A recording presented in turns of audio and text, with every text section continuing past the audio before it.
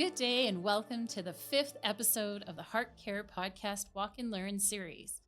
This coached podcast series will teach you about workplace well-being while prompting you to be physically active and mentally engaged.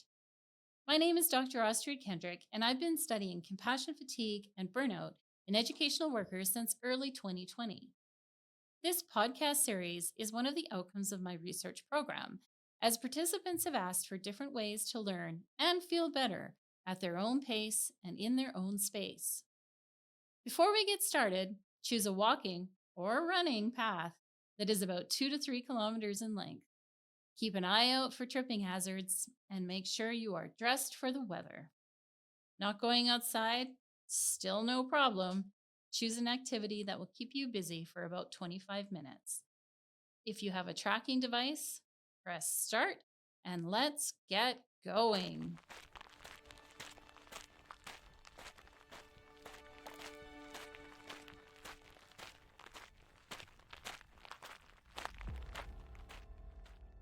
Today's episode will focus on the educational worker element of HEARTcare. We'll focus on how to embed well-being into your lessons, daily routines, and unit planning to address both your own and your students' well-being. One easy way to build wellness into your work is through your routines. Routines are defined in organizational theory as predictable processes, practices, or policies that manage employees' and leaders' daily work. Because of the nature of routines, once a process or procedure becomes a work habit, we follow them without thinking, which makes them the best way to embed well-being without creating new or different work.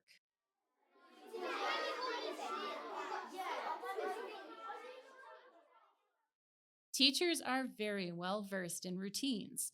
We teach class entry routines, partner and group work routines, assignment hand-in routines. Whatever the task, teachers have a routine for it. One of the most common routines that happens in schools and follows us into adulthood is lining up. I would bet that you have or will have to line up today. By adding a wellness activity into the routine of lining up, teachers can impact this lifelong practice. For example, teachers could add box breathing before getting our students to line up. Ready, class? Breathe in for a count of 3. Hold for a count of 1. Exhale for a count of 8. And starting with Janie, line up. Thereby settling them down before they exit the classroom. Another routine is adding quick feelings check-ins during morning circle. All right, kiddos. Thumbs up if you're feeling happy, thumbs sideways if you're not. To help students notice their emotional state, this quick visual routine can also help the teacher see which kids may need extra boosts during the day. As you listen to this first song, think about a routine in your classroom. How would you tweak this routine to add a well-being activity?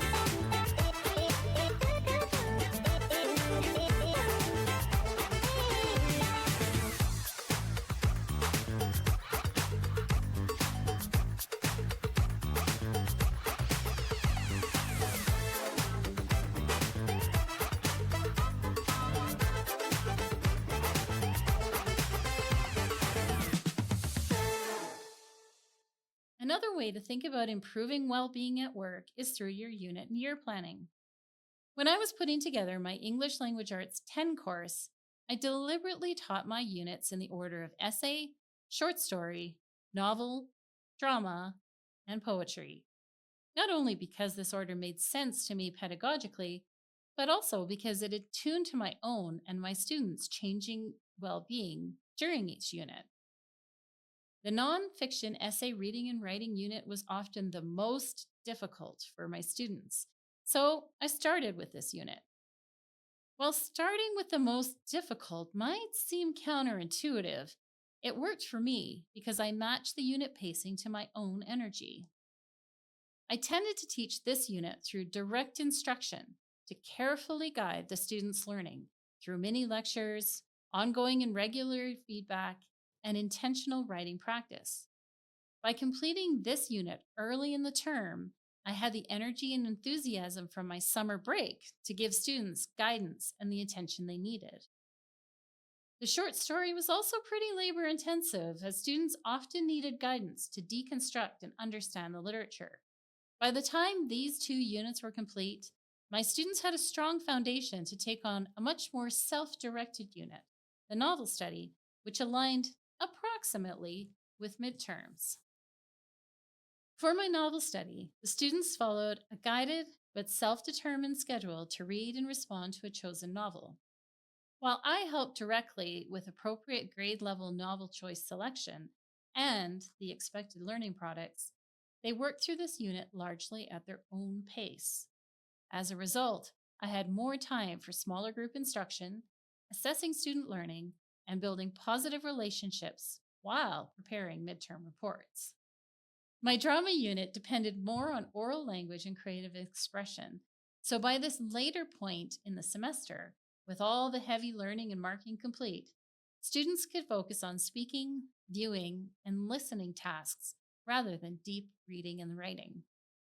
By the time we reached the end of the term, the delightful poetry unit allowed for student creativity to flow as we breezed through short readings and personal enjoyment. The final poetry unit included built in recovery time for myself, and with limited summative assessment, I could begin to prepare for the next semester.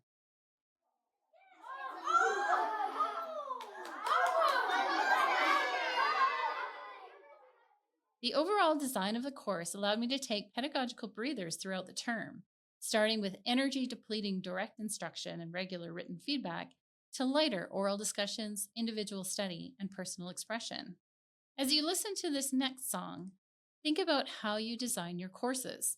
What are the ebbs and flows that you have built into your instruction so that you have time to rest and recover between more difficult units of study?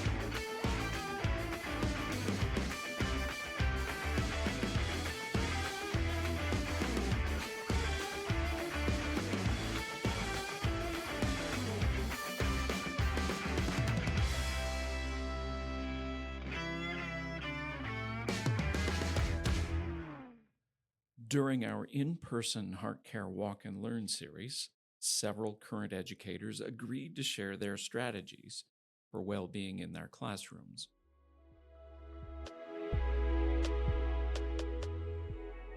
A morning meditation. So first thing in the morning before I roll out of bed, I pop on one of the YouTube videos and just listen to it and follow along. So there's some on gratitude, some on just grounding yourself for the day and setting intentions, just being ready to start the day in a good way. So I found September more manageable, and that was one of the little things I popped in to my daily routine, along with an evening wrapping up the day, even if it's 1 minute of movement with some deep breathing. Every day when I get home, the very first thing I do is change into my running gear, and I have a nice little 7.5K run along the Elbow River and Bow River, and I have a fun little running route that I do every day just to decompress. So when I come home, I can have, my mind is cleared, but I don't know that if I didn't have like a physical activity outlet like that, that I would, be able to maintain my health.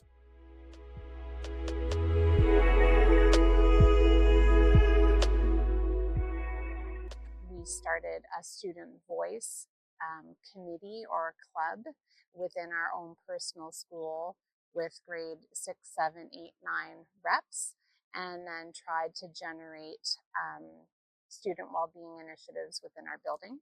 I think honestly what we're doing for the students, we should be doing for teachers. There'll be staff dinners or, celebrations, at staff meetings. So we've had like a kindness challenge, and we've had like keeping your space and place clean challenge, and different initiatives throughout the year. So we're not in our career for the accolades and appreciation, but that being said, those little niceties do make a difference. The time just to socialize and chat, things like this, getting into nature. I have not gone on a walk like this to Nose Hill or whatever with staff and not have people come away feeling regenerated. Getting outside, cross-country skiing at Confederation Park, doing all sorts of different things like that, getting into nature and outside has been really good. Might be something that people look forward to, and then it creates that community amongst staff. You work better when you feel part of a community. You deal better with your students if you are part of a community.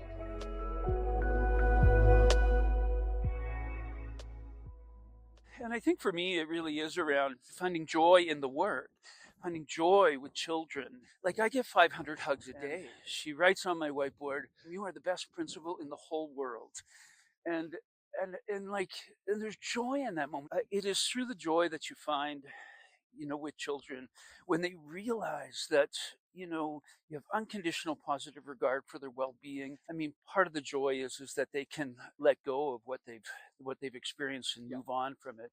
But another thing I do, part of it too, the other thing that sustains me is, my principal buddies, I can call up at any time and they know exactly, they live the same experience as me. And we've done a lot of work around early trauma and around how we support each other in our building, as adults, as a staff, as teachers.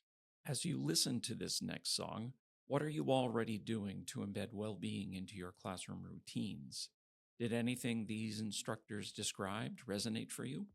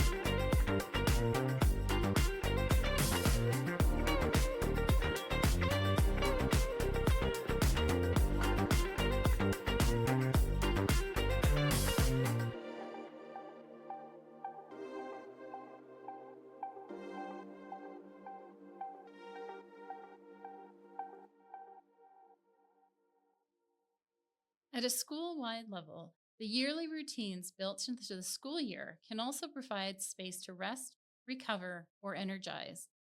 Think about some of the extracurricular sport or holiday events that happen throughout the school year. When was the last time your staff team thoughtfully and openly discussed whether these events were still meaningful for students? Schools revolve around yearly traditions: the Terry Fox Run, graduations, Remembrance Day, Christmas or holiday shows, sports seasons, to name a few. Each school event takes a lot of staff energy and time to plan, and we are often deeply valued by students and the community. Keeping traditions alive, interesting, and relevant takes the dedication of school staff, teachers, and leaders. As folks in schools become squeezed by curricular responsibilities, complex classrooms, and changing student behavior, putting on these events can become a drain on limited staff time and energy. Finding ways to ensure that staff don't become burned out while keeping events going requires thoughtful, flexible scheduling so that work can happen during assignable time. In your school, do the same 5 staff members begrudgingly plan and implement every event, or is the work shared amongst different volunteers? Can you think of ways to ensure these events happen that also honors the amount of work it takes to make them happen?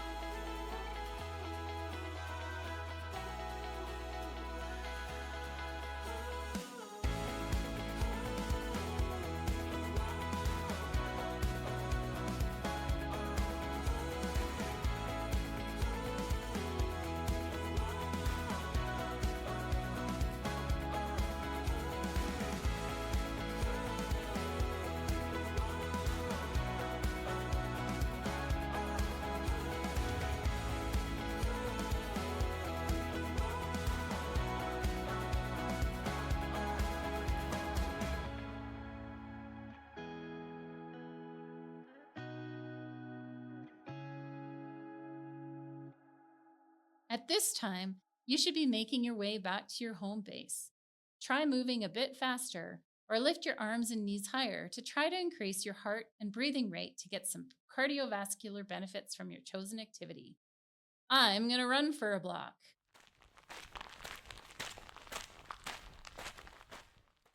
Whew! That extra effort was hard. Making tweaks to your daily, weekly, and yearly routines can have enormous positive impacts on your overall well-being. By deliberately building in moments of rest or recovery throughout your day, by using strategies for emotional settling before transitions or learning, and open communication about sharing school-wide work fairly, the conditions that create burnout can be reshaped to promote well-being. During this final song, think of one change to your routine, specifically related to promoting well-being, that you can try this week. This change doesn't need to be huge. It can be adding a moment of silence to your land acknowledgement, having students listen to calming music after eating their snack, or transforming your next unit from relying heavily on direct instruction to project-based learning. What can you do?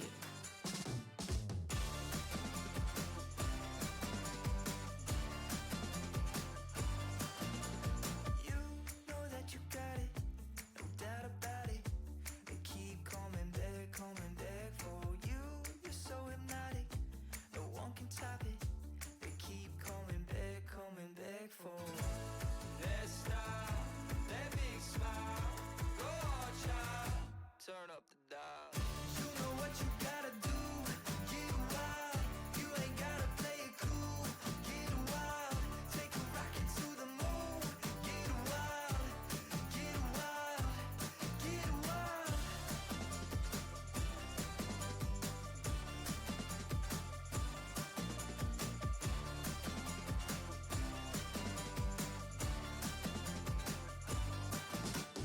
Show me how you do it. The way you move it, they keep coming back for. Oh, this beat is stupid. We're rocking to it. They keep coming back for. That style, that big smile, go on, child. Turn up the dial. You know what you gotta do. Get wild. You ain't gotta play it cool. Get wild. Take a rocket to the moon. Get wild. Get wild. Turn up the dial. They keep coming back. They keep coming back for you. They keep coming back. They keep coming back for you.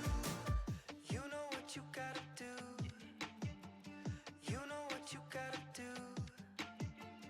You know what you gotta do. You know what you gotta do. You know what you gotta do. Get wild. You ain't gotta play it cool. Get wild. Take a rocket to the moon. Get wild. Get wild. Get wild. They keep coming back. They keep coming back. They keep coming back. They keep coming back. Thanks so much for listening to this episode, and to those educators for giving us their insightful advice. Until next time, visit the HEARTcare Educators website at www.heartcareeducators.ca for more information and resources.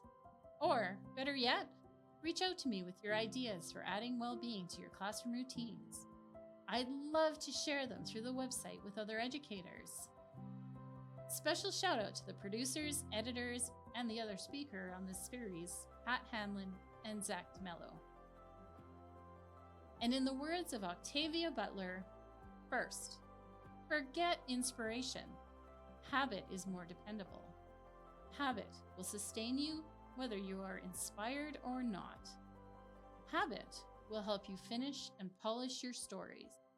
Inspiration won't. Habit is persistence in practice. Thanks for listening.